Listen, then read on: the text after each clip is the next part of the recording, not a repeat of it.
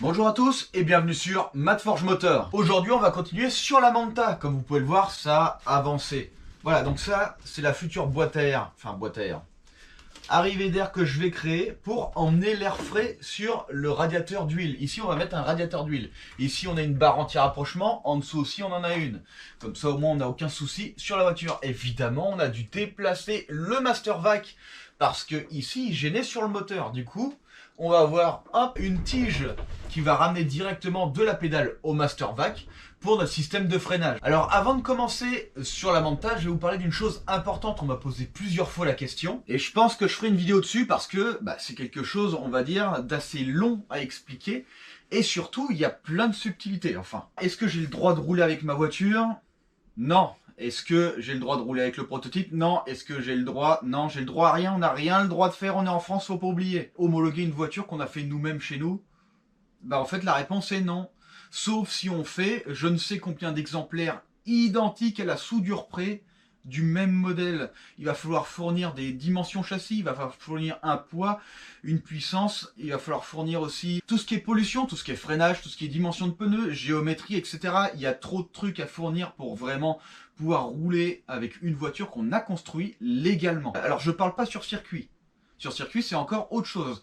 Je parle légalement de tous les jours. Tu modifies la moindre chose sur ta voiture. J'en parlerai une autre fois parce que c'est trop long. Revenons à ce véhicule. On va faire le système de suspension, la conversion en combiné fileté qui n'y a pas d'origine. On va aussi s'occuper des ailes. Bon là, elles sont pas là, mais on va s'occuper de ça. Et après, on verra pour la suite. Il va falloir la prochaine fois s'occuper du capot, évidemment, parce qu'on a rallongé notre châssis. Donc forcément, il va falloir rallonger notre capot comme nos ailes qu'on va voir aujourd'hui.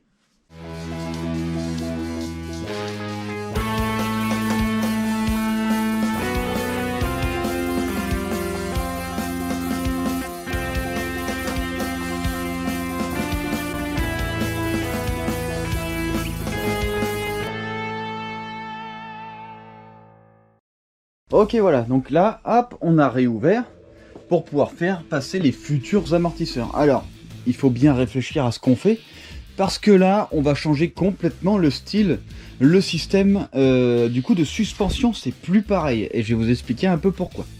Voilà, donc ici, hop, d'origine, le ressort va sur le berceau. Donc en fait, ce qui se passe, c'est que d'origine, c'est le berceau qui subit l'effort du poids. Il va subir l'effort du poids déjà de tout le système ici. Dessus, on aura directement le berceau, donc c'est pas le berceau qui va subir directement. Par exemple, quand la voiture va se lever, admettons, pendant une bosse, le berceau ne subit aucun poids. Le moteur, en plus de ça, il est sur le berceau. Ici, on a les maintiens. Donc, au final, notre châssis n'a pas besoin d'être non plus trop, entre parenthèses, résistant. Nous, on va changer tout ça. On va changer tout ça parce que déjà notre suspension, elle va être directement prise sur le longeron. Du coup, il va falloir renforcer le longeron. Il va falloir renforcer cette partie en mettant une barre, hop, un tube de là à là. Voilà.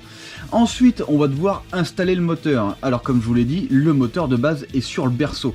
Gros avantage, c'est qu'au sol, le châssis ne supporte pas le berceau.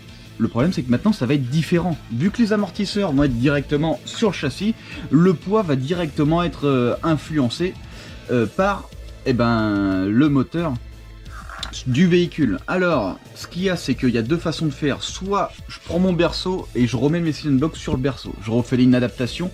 Soit je mets les cylindres blocs sur le châssis. Gros avantage de sur le châssis, c'est qu'au final, on est solidaire du châssis.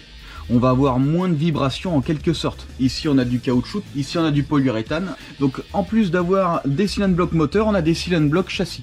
Donc au final notre transmission est un peu aléatoire. L'avantage de mettre sur châssis, c'est que là on va avoir juste des cylindres blocs moteurs directement sur le châssis, on sera bien plus rigide. La transmission se fera bien mieux, on aura moins de vibrations en fonction de la route. Par contre notre châssis supportera directement les vibrations moteurs. Il y a plusieurs choses à voir. Voilà, alors, important, le moteur, on a quand même un V6. Ce V6 est très petit. Ici, on a beaucoup de place, mais ce moteur fait une longueur qui, du coup, nous arrange pas du tout. Parce que normalement, la crémaillère, le système de direction se met juste là. Le problème, c'est que si je fais ça, ça veut dire que mon moteur se retrouve, ici, en plein milieu. Pour la répartition des masses, c'est très mauvais. Esthétiquement, c'est pas terrible, parce qu'ici on aura un gros vide, ça va pas être top. Alors ce qu'on peut faire ici, alors attendez, je vais vous expliquer un peu. Ici là, j'ai pas du tout envie de modifier le carter parce que ce carter là me plaît vraiment. Voilà, c'est un carter vraiment conçu pour les virages. C'est un très beau carter, très bien, très fin, très bas. Le problème c'est qu'il est aussi très large. Alors le berceau, ce qu'il faudrait c'est que comment on appelle ça, le carter arrive ici. Le problème c'est que ça va me gêner. Voilà, donc ça on va les modifier, on va les rabaisser pour avoir un moteur un peu plus bas. Alors on pourrait très bien mettre le moteur un peu plus haut, mais ça risque de gêner avec la direction ici. Ça risque de gêner, et en plus de ça on rehausse le centre de gravité. On va essayer de faire en sorte que cette voiture esthétiquement soit bien, mais en plus de ça qu'elle soit construite intelligemment. C'est quand même mieux. Alors on va voir un petit peu, ici on va découper, hop, on va recréer un fond un peu plus bas ici, on va rabaisser ça pour pouvoir enfoncer le moteur un peu plus profond. Soit les cylinder blocs moteurs, on les met ici, soit vu qu'ici on va mettre une barre de renfort, on les mettra sur la barre de renfort en triangle. Après il faut penser aussi qu'on a les systèmes d'échappement à faire passer. Et oui, après on peut faire plein de trucs, hein, des trucs qui n'existent pas vraiment. On va essayer d'un peu innover sur ce projet. Alors évidemment, si le moteur est complètement à l'avant, il risque de ne pas passer ici. Du coup il va falloir raccourcir un petit peu pour faire rentrer très légèrement notre moteur. On va tout remodifier ici pour que notre moteur soit un peu plus près. Ce qui serait bien, c'est qu'il arrive à peu près là. Je crois qu'il faut enlever 2-3 cm. Par contre ici on aura un vide énorme. Et ce qu'on fera, c'est qu'on prendra 2 grands tubes d'admission qu'on viendra emmener jusque là. Alors ces tubes là, ils iront juste emmener l'air frais, et ce sera surtout stylisé, ce sera surtout pour ça. Il va falloir combler un vide énorme, parce qu'au final notre radiateur il est ici. De là à là, on a un vide. Là on verra bien sûr ce que ça donne. Mais déjà, système de suspension très important. Donc sur le système de suspension, comme je vous ai dit, on va passer sur suspension combinée filetée. Alors il faut dégager absolument ça, couper là, hop, et notre triangle ici, qui va là normalement, il va falloir couper tout l'intérieur. Alors, on peut fragiliser ce triangle, parce qu'en fait, ce triangle de base, il est très rigide, parce qu'il est conçu pour arrêter la voiture. Regardez ici, hop, il y a une butée, tac. Voilà, c'est une butée. Donc en fait, il est très résistant pour cette raison-là. Sinon, il n'a aucun intérêt d'être résistant. Un triangle supérieur subit quasiment aucun effort. On va pouvoir le raccourcir, on va pouvoir du coup le modifier. Ce triangle était conçu pour être percuté ici, et notre berceau est conçu ici pour être percuté là, en cas de montée trop haute. Tout ça, ça va dégager, ça va être du poids en moins. Par contre, avec les combinés filetés, du coup, on rattrape un peu le poids. Mais au final, je pense qu'on va être bien mieux. C'est une conception plutôt moderne. Là, ici, on est sur du années 70, années 80. C'est très vieux. C'est très bien, mais c'est très vieux. Ce qu'il y a, c'est que maintenant, ce qu'on va pouvoir faire aussi avec ces triangles, on va pouvoir jouer sur l'angle de chasse ici. Voilà, parce qu'en fait, ici, on a une tige qui rentre dedans. Bon, j'ai dû la couper, parce qu'avec le temps, tout a rouillé, tout a gonflé. On va devoir faire une tige sur mesure avec le tour, et on va devoir mettre des inserts sur mesure avec le tour. J'ai des cylinder blocs polyuréthane pour le triangle supérieur, donc c'est vraiment le top. Donc ce qu'on va faire, tout est déjà réfléchi, tout est bon. Évidemment, une fois qu'on aura nos amortisseurs, il va falloir mettre une barre anti-rapprochement. Pareil ici, il va falloir tout renforcer. Comme je vous l'ai dit, ce châssis est très fragile et ça se voit. En plus de ça, on l'a rallongé, donc on a augmenté la fragilité. Là, ce qu'on fait, on régit tout. On s'occupe d'abord des suspensions pour avoir nos maintiens. Une fois qu'on a nos maintiens de suspension, on enlèvera ça, parce qu'au final, ici, il n'y aura plus de moteur. Et après, au fur et à mesure, on continuera à construire ce véhicule.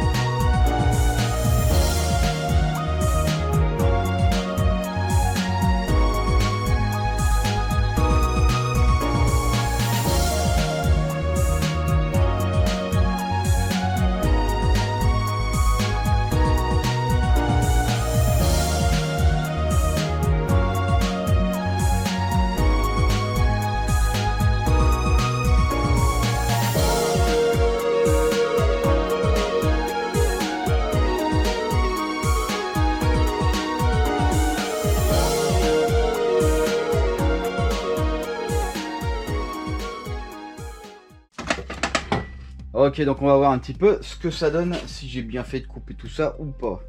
Moi je pense que oui, je pense que c'est une bonne idée. On va voir si on peut vraiment rabaisser. Alors, tac. Voilà. Le moteur serait à peu près là. Donc là, c'est vraiment bien. Le carter est censé être au niveau du coup du bas de la direction. Mais là déjà on est bien. Hein. On est très près et on est plutôt bas. Je vais le pencher comme le moteur, voilà. Là on est vraiment bien. Ouais, je pense que c'est une bonne idée. Donc on fera l'ajustement, on s'occupera de ça. Alors ce qu'il faut, c'est laisser comme ça, pas renforcer tout de suite. Il faudra d'abord faire les emplacements moteurs et uniquement après on s'occupera des renforcements. Comme ça au moins on sait où on va pouvoir renforcer, ce sera bien plus pratique parce que là d'accord, là je le mets là, ok c'est cool, mais quand il sera sur la voiture et tout, où est-ce que ce sera vraiment? Donc là maintenant ce qu'il me reste à faire, ça va être de mettre le berceau sur la voiture et on va déterminer où mettre les amortisseurs à combi fileté.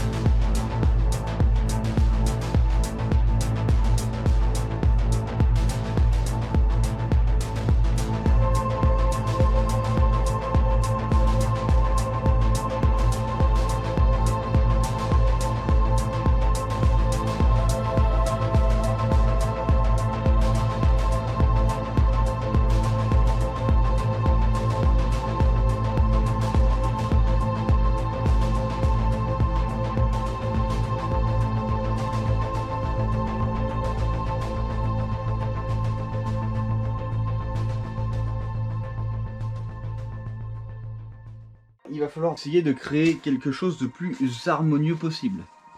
Ce qu'il va falloir essayer de faire, c'est de respecter un peu, hop, comme on voit ici, on a des arrondis. Ces arrondis, du coup, il va falloir les refaire sur notre pièce. Alors j'espère que je vais y arriver parce que c'est très compliqué. Donc ici on a un arrondi. Alors cet arrondi là, on peut le faire monter jusqu'ici. Celui-là, hop, le faire contourner jusque là. Voilà. On en a un aussi ici. Hop. Donc sinon ce qu'on peut faire, c'est récupérer l'arrondi de là à là. Ici, là à là. Hop.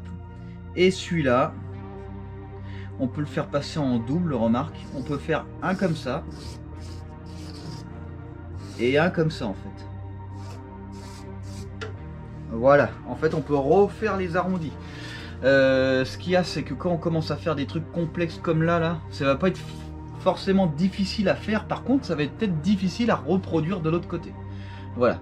Sinon, il y a une autre solution. C'est récupérer la pièce que j'ai découpée. Prendre uniquement cette partie-là. La ressouder. Voilà, comme ça on aura une partie déjà faite. Mais le problème, c'est qu'il y a quand même la tête qui me gêne. La tête d'amortisseur. Ça me plaît pas. Du coup, je pense que ce qu'on va faire, c'est à peu près ça. Ici, on est obligé de remonter parce que là, hop, en fait, on a quelque chose comme ça. On a un croisement ici. Ici, ça va, on n'a pas de croisement. On pourrait même, si on voulait, faire remonter, etc.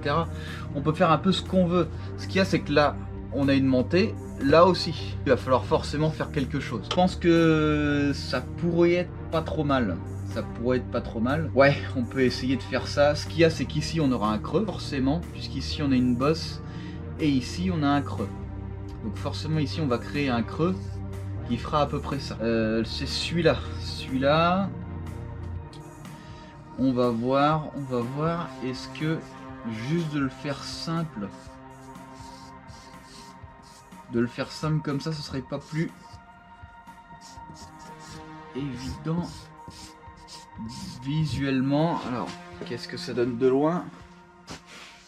Ouais, de loin, c'est pas trop mal. C'est pas trop mal. Il faut qu'on ait quelque chose d'harmonieux. Ici, on va pas remonter, on va garder la descente. On va garder la descente là.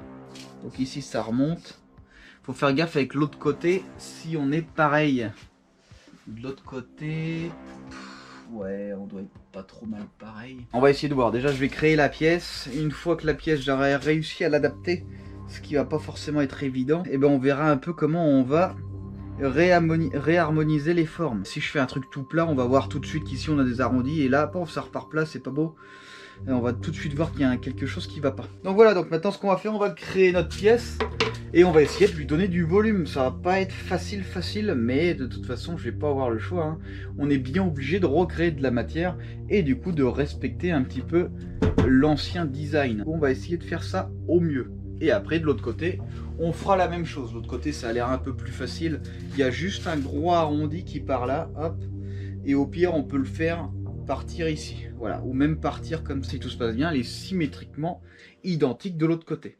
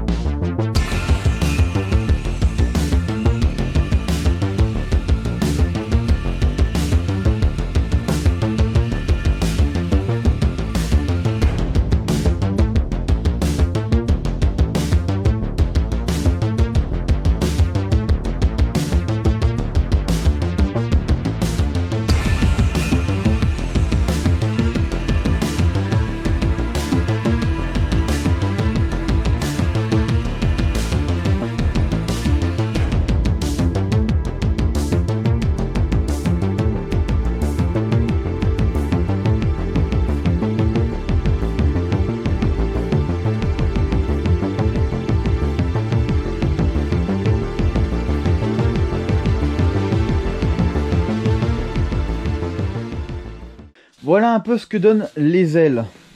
Hop, alors c'est assez compliqué à allonger une aile, parce qu'une aile n'est pas plate, n'est pas droite, elle a des arrondis. Donc pour allonger un arrondi, c'est très compliqué. Pareil ici, on a une courbure. On a aussi à l'intérieur, bon là ça va parce que là on est très droit, mais ça peut arriver qu'on ait des courbures à l'intérieur. C'est très compliqué. D'ailleurs, pour vous faire un petit peu une idée, vu que l'aile en fait elle part en arrondi, quand on l'allonge, on est obligé de l'allonger droit. Et après rattraper. Regardez, hop. Là en fait on a un écart. Alors pour éliminer cet écart, hein, ça va être très facile. Une fois que j'aurai tout, soudé, ce que je vais faire, c'est qu'en fait avec un marteau, je vais venir bomber la surface ici. Pour venir récupérer, hop, ce manque d'alignement. En fait c'est très facile, le métal est étirable. Donc une fois qu'on a fait l'allongement, et ben après on va pouvoir du coup s'occuper de la partie acier. Le plus dur en fait c'est l'alignement ici. Voilà, là on est vraiment bien. Parce que ce qu'il faut savoir c'est qu'ici aussi on a un arrondi. Le problème c'est que quand on coupe un arrondi et qu'on l'allonge, soit on fait la continuité de l'arrondi, par contre l'avant pique vers le bas, soit on fait du droit et après, et bah du coup, ça fait un arrondi droit, la fin de l'arrondi. Là ici, j'ai fait en sorte de respecter le plus possible pour que ce soit vraiment propre visuellement, pour qu'on ait une vraie continuité, alors qu'en fait on a quand même un plat et là ça se voit pas et puis c'est plutôt bien. Donc là ce qu'il faudrait faire c'est rebomber. Ce que j'ai fait en fait c'est que j'ai mis l'aile un peu plus basse ici, je l'ai remonté légèrement, je lui ai mis un peu d'angle comme ça, et celle-là je l'ai remontée, je lui ai mis un peu d'angle comme ça. Du coup j'ai pu créer une sorte d'arrondi qui va plutôt bien. Là on est vraiment bien. Ici on touche plus. Parce que, eh ben, on a recréé l'aile et ça peut plus correspondre à l'origine. Et voilà, on a fait exactement la même chose de l'autre côté. Donc là, c'est vraiment bien, clairement. Alors, avant de finir ces ailes, il faut absolument que je m'occupe du capot. Il faut que je m'occupe du capot parce que je veux vraiment un bon capot qui corresponde parfaitement. Une fois que tout sera fait, je pourrais tout finir comme l'intérieur. Par exemple, l'intérieur, ici, on n'est toujours pas soudé. Voilà, là-bas non plus. On soude qu'à la fin. Une fois que je suis sûr qu'on ait un alignement correct, un élargissement avant correct par rapport à l'arrière. Il faut que ce soit le plus propre possible. C'est très compliqué, mais il faut que ce soit le mieux possible. Donc je finirai l'intérieur sous le capot après. Voilà un peu notre capot. Très légèrement bombé, avec une évacuation d'air. Voilà, ça c'est un truc que j'ai déjà fait sur mesure. Le problème c'est que ce capot là, il faut le rallonger. En plus de ça, il est trop court. C'est-à-dire qu'en fait, mon aile, elle va passer et au fur et à mesure, ça va s'agrandir ici. Ici, j'ai de plus en plus d'écart. Il va falloir couper l'aile et la réécarter, créer des longs triangles.